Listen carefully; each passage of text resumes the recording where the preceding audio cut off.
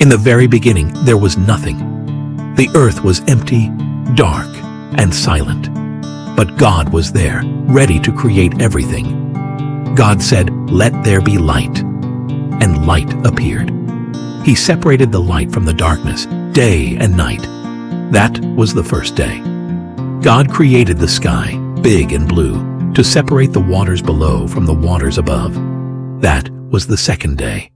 God made dry land appear and gathered the seas. Then he made trees, flowers, and all kinds of plants grow.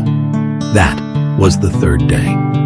God created the sun for the day, the moon for the night, and the stars to shine in the sky. That was the fourth day. God created the fish for the seas and the birds for the sky.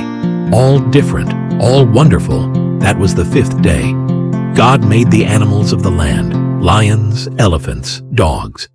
Then he created man and woman in his own image to love and care for his creation. That was the sixth day. God looked at everything he had made. It was very good.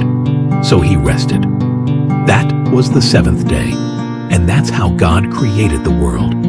May God bless you, and we'll see you very soon for the next story, The Garden of Eden, right here on Bible Kids TV. Don't forget to subscribe, like the video, and share your favorite part in the comments.